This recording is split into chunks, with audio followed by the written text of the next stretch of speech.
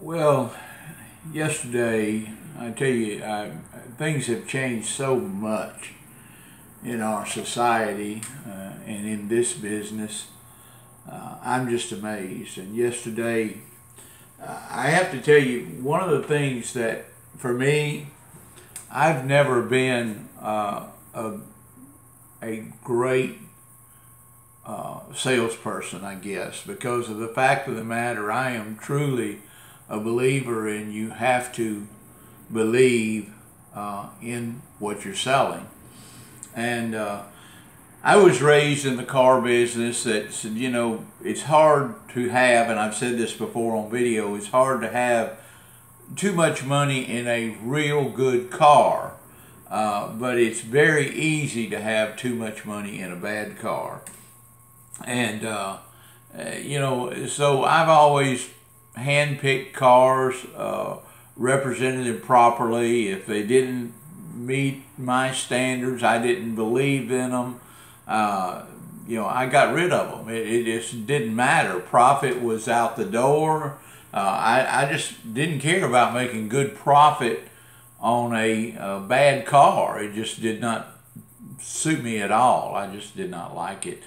But getting to my point is, I am absolutely amazed at the buying public now, how lazy they are. And where I get with this is, yesterday Shane came to me and told me he had a buyer on one of the cars we have.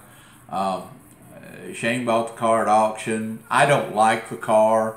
I don't like that. It's a Chevy Equinox, and I just do not like those cars at all.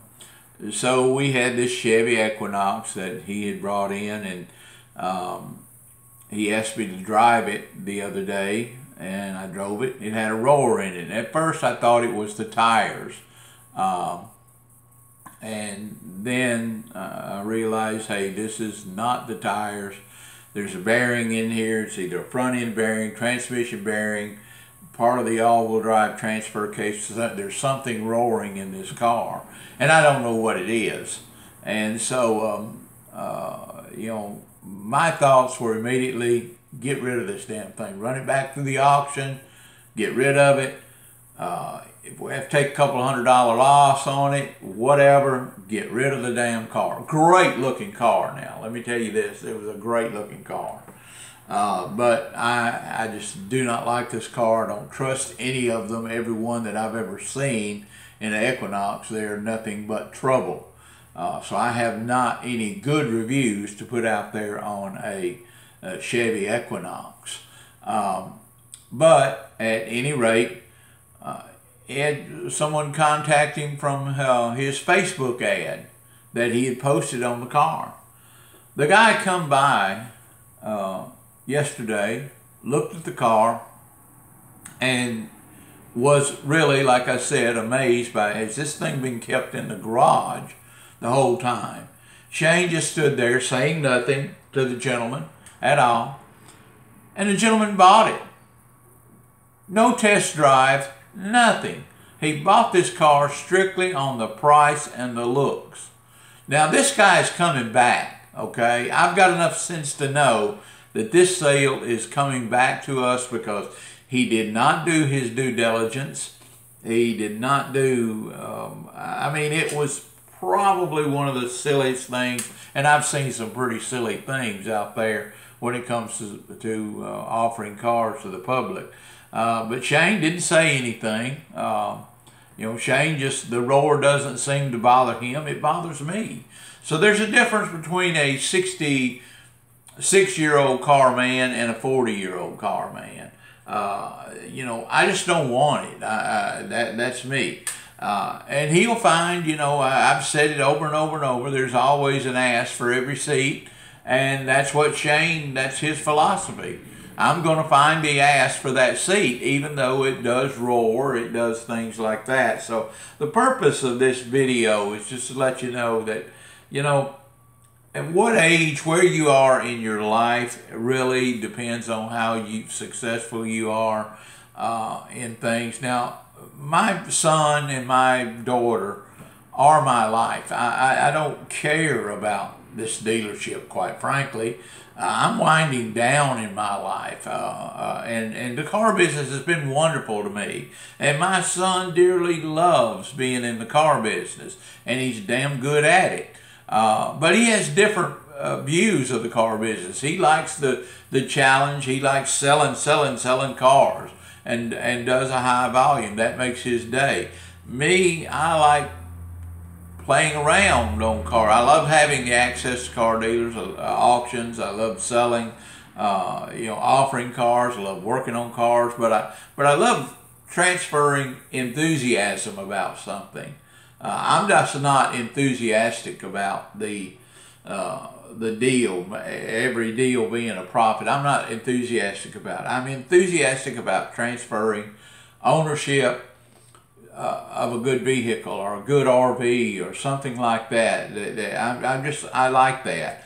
So for a lot of you out there that are watching this channel, I want you to understand that my viewpoints are always different from that of a man trying to grow a business. You can still take some of my advice, but it's real good to take other people's advice as well. Some people that maybe younger, that are really, I mean, I got to be honest with you. My son has to battle me continuously because of, hey, I'm thinking, why don't you get somebody younger to work with you in this dealership and thing? And he just simply doesn't want anybody younger. I'm flattered by that. I'm grateful for that, but geez, I couldn't blame him for getting a more like-minded individual. I'm very cautious, not cautious on buying the cars, but I am very cautious on selling the cars. I want them to be right. It's not about just making profits. Sometimes for me, my son wants to make a profit, even if he's selling a car that I don't necessarily believe in. He's going to make a good profit off of it and does a very good job of doing that. But sometimes if I don't feel I'm entitled to a good profit on a car, that I made a mistake on it, I make some bad business judgments on that. Let it go. Get rid of it. I don't want the headaches. I just don't care for headaches at all. Confrontation. I just don't care for confrontation. So it's best that you watch a lot of different channels out there and extrapolate your information from a lot of different people out there that may be a little more flamboyant than I am, maybe a little more hungry than I am. I do very, very well, but if it wasn't for my son, I would still be buying and happy selling 3 or 4 cars a month. This 50 car a month goal it's nice, but it's not me anymore. I liked my little lifestyle. As most of you know, I've said over and over again, I live in an RV as a single man. I don't owe anything to anybody, and I have enormous amount of freedom to come and go as I choose. I don't have any relationships. My life is my children. That's it.